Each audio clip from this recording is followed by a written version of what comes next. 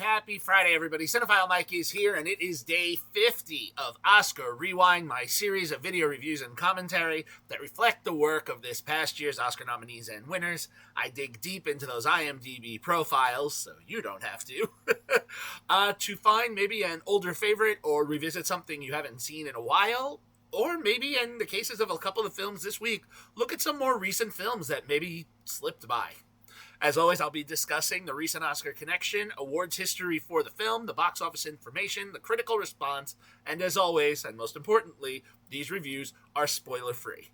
Now, before we jump in, do me a favor, click that subscribe button because you definitely want to be a part of all the cinematic goodness coming your way. So, we finally made it. It is the last episode in Beat the Heat with Double Oscar Rewind. Next week, we will be back to our regularly bi-weekly episodes every Tuesday and Friday. And this is also the end of our theme month where we have been looking at all of the production design, costume design, sound and makeup and hair design teams that filled our senses so much in last Oscar season. Now, to wrap it up, I am, yes, the second time this week going into a comic book film. But it's interesting because this is a strong film. You probably saw the rating, and that may have been why you clicked here, because maybe you're one of the ones that disagrees with me. But in the grand scheme of the MCU, today's film is the most divisive. I'm going to be talking a little bit about Marvel Studios' Eternals. Written by the team of Ryan Firpo and Kaz Firpo, who also have a screen story credit, alongside Patrick Burleigh and the film's director Chloé Zhao, it is based on characters created by Jack Kirby, as well as a few created by Jim Starlin. Released in the fall of 2021, this film was Zhao's follow-up to her historic double Oscar win for the dramatic Nomadland.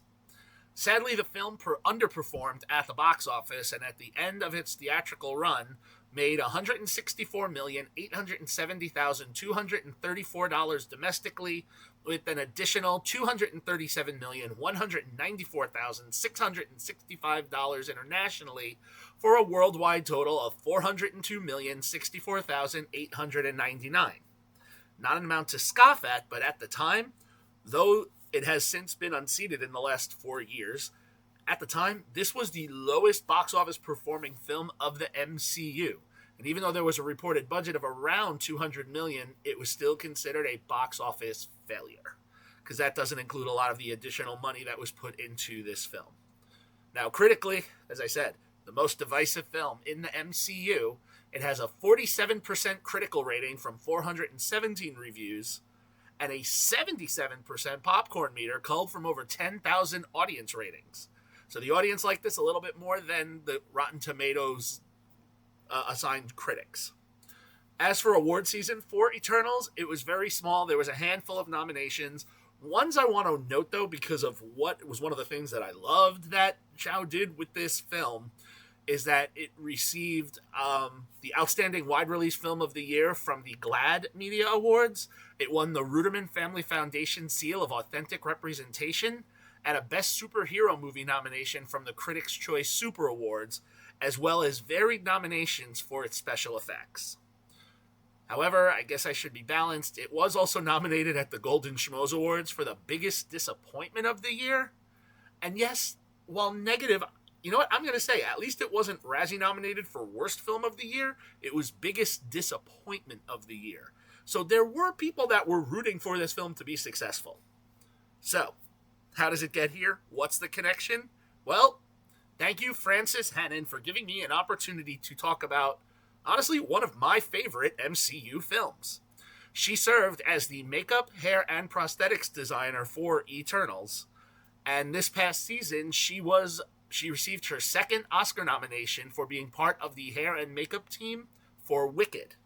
And she was a previous Oscar winner. She had won in the makeup and hair category part of that team for Grand Budapest Hotel. So she is no stranger to the outlandish, fantastical, comic book, Wes Anderson type world.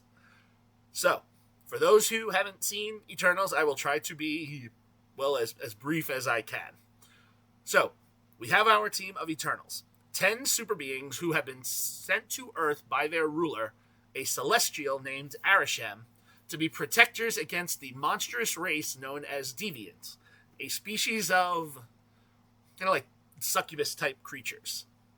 So our Eternals are Cersei, played by Gemma Chan, Icarus, played by Richard Madden, Kingo, played by Kumail Nanjiani, Sprite, played by Leah McHugh, Fastos, played by Brian Tyree Henry, Makari, played by Lauren Ridloff, Druig, played by Barry Keoghan, Gilgamesh, played by Don Lee, Ajak, played by Salma Hayek, and Thena, played by Angelina Jolie.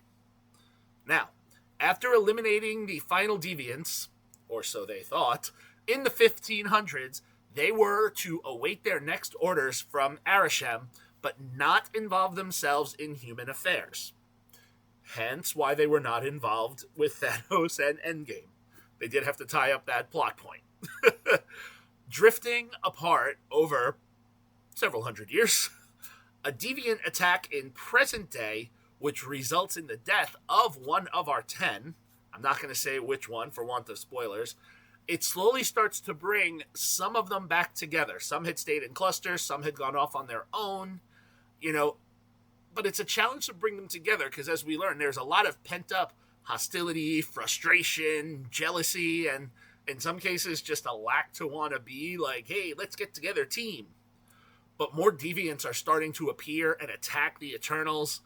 The new deviant leader, Crow, played by Bill Skarsgård, kind of forces them to have to do this family reunion of sorts if they want to survive one another.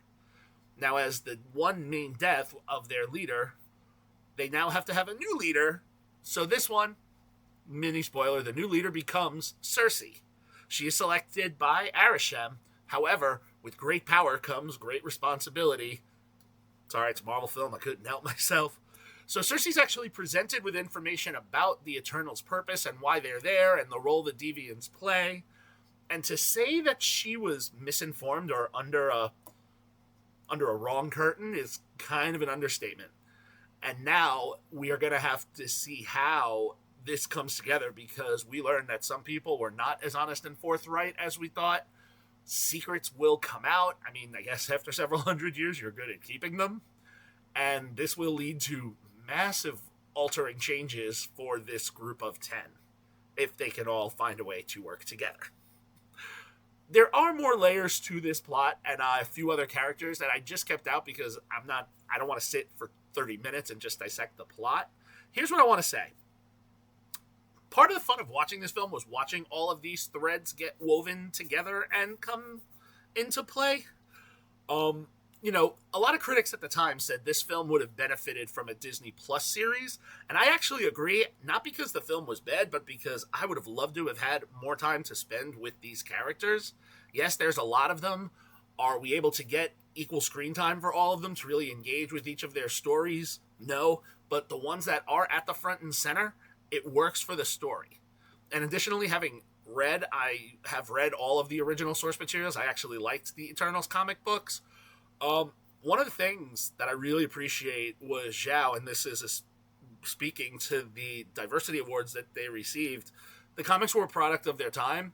They were all predominantly white characters with only 2 females, so Zhao came in and really put together an eclectic mix that really looked at multiple genders, gender identities, race, sexual orientation, disability, and really wove it together so perfectly that I have to say I only could wish that the comics would have done that, although in the 80s, what are you going to do?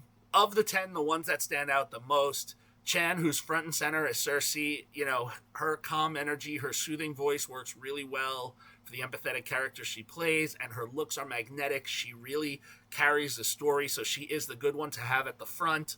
In the action scenes, Angelina Jolie thrives. We get to see her butt-kicking action that we saw, in Salt, Mr. and Mrs. Smith, Lara Croft. So she's back wielding her glowing weapons as warrior. Thena, which is incredible. Nanjiani has some fun opportunities to display his comic relief. There were dozens of Eternals from the comic books, so to choose the 10 that she did, Zhao, it worked. I'm just referred to you by your last name. I'm sorry. Chloé, it worked.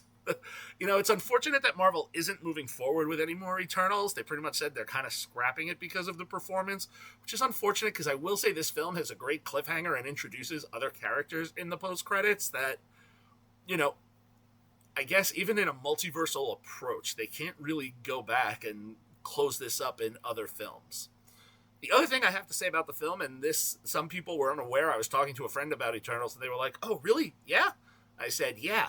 Visually, Zhao was one of the first directors to really rely on realistic and naturalistic settings.